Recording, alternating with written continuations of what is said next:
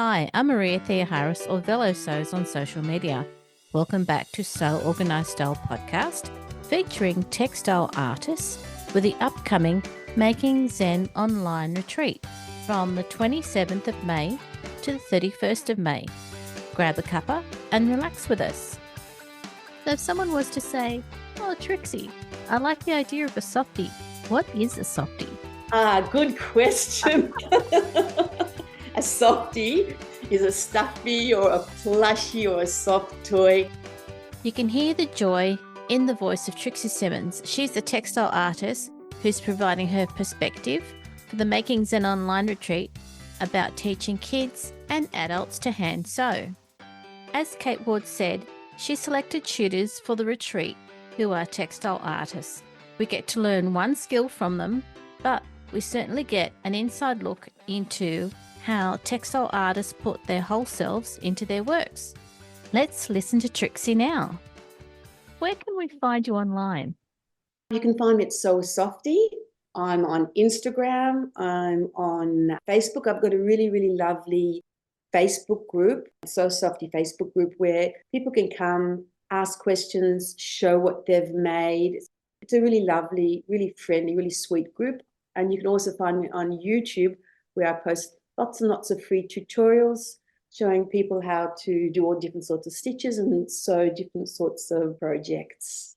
It sounds like a really lovely group on Facebook, and having all of those tutorials would really make it easy to get through the projects that you've got for us. Yeah, my main aim is inspiring parents to sew with their kids. I actually started 30 years ago teaching kids craft classes. One of the parents at my kids' school asked me if I could teach craft classes after school. So I said, yeah. And I started, and there's only a little bit of sewing in those classes. And then slowly the sewing became more prominent in the classes. Right. I saw that the kids really, really loved sewing. So I just changed my classes. They completely turned around and they were just sewing classes. So my main focus is, because I love teaching kids to sew. I saw that kids really, really loved to sew, and it was really good for kids. They got this feeling of, aren't I amazing? I've just made this all by myself. So I had this idea back in about 2013, 14. I said to my husband, I'd really like to teach kids all over the world how to sew, because I thought, this is amazing. Okay. And I started in 2016 something called Sew a Softie. And the idea of that was just to inspire adults to sew with their kids. I found that in my classes, a lot of the mums would come and say, oh, I wish I could sew with my kids. I can't even sew on a button. So that was my aim to Sew a Softie, was to inspire parents or adults, teachers to sew with their kids by showing them, or giving them at least, really, really simple projects to sew. So that was how Sew a Softie started. And so I developed actually a very, very simple to sew. Like when you see a softie, it's got lots of bits and pieces in it. And I wanted to design a softie that was easy for kids to sew, and that was also going to be easy for parents to sew with their kids. And especially if they thought they couldn't sew, they weren't going to be overwhelmed by a project that had too many pieces or too many things to sew in it. So I designed a softie called a Zenki. And a Zenki is just basically two pieces of felt with a running stitch around the torso. So the back of the Zenki actually has the arms and the legs and whatever sort of as part of the whole Zenki idea. And the front is just the torso with a running stitch. So the idea was, it's really simple. Running stitch was an easy stitch to do. And also running stitch is a very quick stitch, so that when parents were teaching or showing kids how to sew, it wasn't going to be a project that took hours and hours to make. That was my sort of idea when I started Sew a Softie. That's what I do. So if someone was to say, "Oh, Trixi, I like the idea of a softie. What is a softie?" Good question. A softie is a stuffy or a plushie or a soft toy. I think mostly in Australia we call it softies, but not everybody. But I think in America they call it plushies, stuffies. And there's another word I've heard in England. I can't remember what it was, but yes, a softie is a soft, squishy little toy, and it's a great friend for kids and adults. Oh, thank you. Now we know what a softie is. Very important question. I just thought, I love the idea of a softie. But does everybody know what a softie means? Oh, yes. No, they don't. Yeah. I love the fact that you are focusing on running stitch as the stitch for adults to teach children, because that's applicable for a lot of things, isn't it? Yes, yeah. I really love the running stitch. I sort of just love that, the up and down movement, and it's really relaxing. Kids sit there. I love it when I have my classes. The kids are sitting there and sewing and they're chatting to each other. And I've actually had kids in the class actually sewing the same project together, which is so sweet. And it's just a really relaxing stitch that kids master fairly quickly.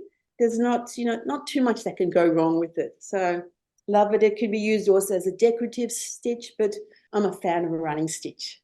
It's quite applicable to any sort of thread type as well, isn't it, when you use a running stitch? Yes, actually, that's interesting because a lot of people use embroidery thread when they sew. I actually like to use ordinary sewing thread to do running stitch, because what I do is I get the kids to double over the thread, tie it in a knot. Because one of the frustrating things when you're a little kid is if that needle keeps pulling off your thread. I use that ordinary sewing cotton. It's great. It doubles over. But, sometimes people want to use thicker threads, and that's fine too. I like using the embroidery threads when I sew on facial features on my softies. So that thicker thread is nice for facial features. But yeah, any thread works really great. Because I was thinking for little fingers, running stitch would be fun to learn to do. And it would be a very forgiving stitch if you were using not just normal thread, but even wool on felt with a really big needle. Yeah, I get my kids to use smaller needles. Right. Because I think, kids have got very, their little fingers, they're very good at the fine motor skills off and they hold them. So I actually get kids to use chenille needles, the smaller chenille needles, like a 20, 22, because I find that, first of all, they're really, really good at using the needle. And also they need a pointy needle, because sometimes parents would use those thick, blunt needles when they're sewing with kids. It makes it really hard for kids to sort of push the needle in and out of their felt. So if they're using a sharp needle, although some parents worry about kids hurting themselves, which I've found that the kids are fine with, the parents worry more than the kids, but that sharp needle, it goes really in and out of the felt quite easy. So it makes sewing really relaxing, really fun, and just easy for kids. And the easier they find it, or the more they're going to want to come back and sew. And I like the chenille needles because that large eye, which makes threading easier for kids and adults too, actually. That's true. So when it comes to needles and threading, do you also provide the notion or the aid to help people thread needles? You can get those needle threaders, but what's really, really good for teachers who have a class of kids who don't have funds for needle threaders, you can get a little piece of paper. I'm using inches here, about an inch by half an inch. I guess it's 2 centimeters by 1 centimeter. You fold that little piece of paper in half. You make sure that it goes through the eye of the needle, and you can just put your thread in that little piece of paper, which is like a sort of, I guess, a book idea, and thread it through your needle. Put the thread through the paper, thread it through your needle, and you've got an easy way for kids to thread their needles. Because one of the difficulties is for kids is threading and tying knots. So I have lots of tutorials on YouTube for that reason, just to show teachers different ways they can thread a needle with their kids or students. And also those knots are very, very difficult for kids. So we've got a few tutorials on showing parents and teachers simple ways to help kids tie knots. And adults too.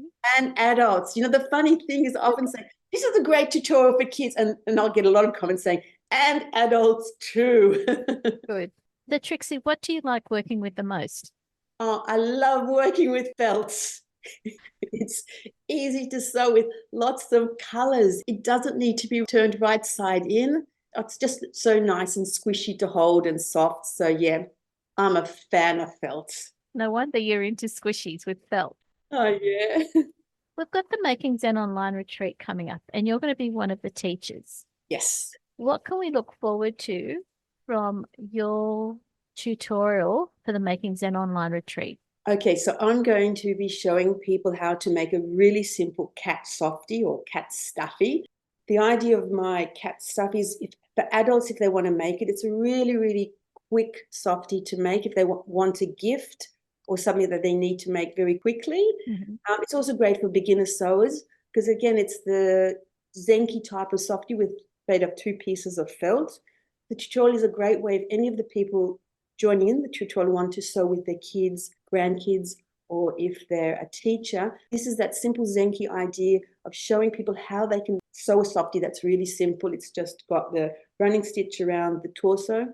The cat softie that I'm actually going to demonstrate in my tutorial is what I call a second gen Zenki.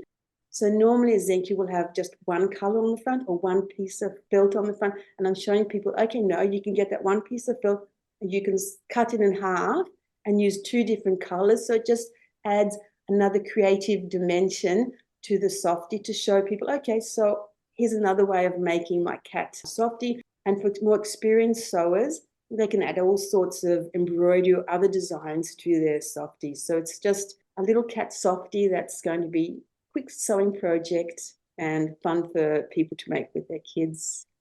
For the Making Zen Online Retreat, one of the fun parts is the Facebook group of people who attend the retreat. I know from being part of that group that once people get the basics from your tutorial, there are going to be so many more cat softies. Oh, I love the idea. So many, and very creative, and a lot of people will use not just what's from your tutorial, but from others as well. So I already know that Facebook group is just going to explode with ideas this time around.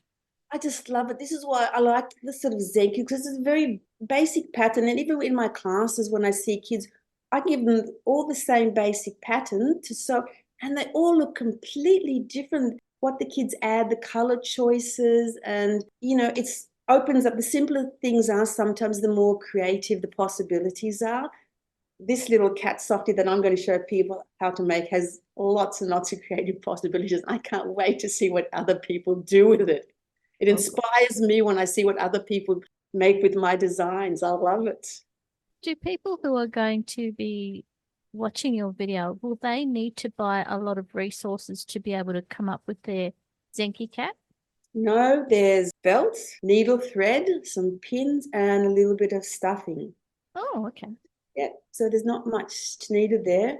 Yeah, it's accessible to everybody. That's one of the reasons I love teaching kids to hand sew, is because it's basically accessible to kids everywhere. You don't need a sewing machine. You can just sit there. You've got your fabric, needle, thread, and you can sit and sew. And like I said before, what I love is just in my classes when the kids just are sewing and chatting, and it's just such a lovely, scene to have them all sitting there. Sounds like a good environment for kids to be in. Oh, I think it's so good for kids. I could rave about how good I think sewing is for kids for a long time, but... What advice would you give to people who are thinking of taking part in the retreat this time? Join in, have fun. Sewing's just, hand sewing is just an amazing, amazing skill to have.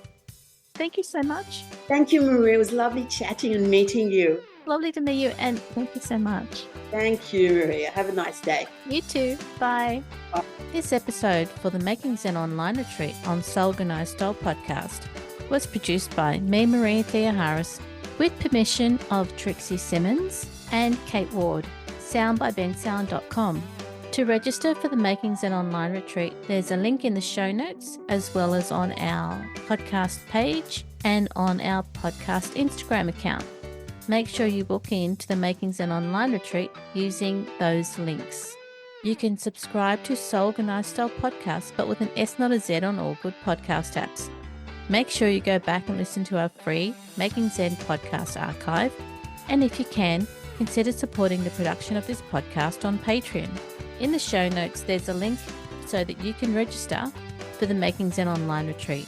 It's free to watch for the first 24 hours of every day from the 27th to the 31st of May. We look forward to joining you in your sewing room next time. Stay safe, everyone.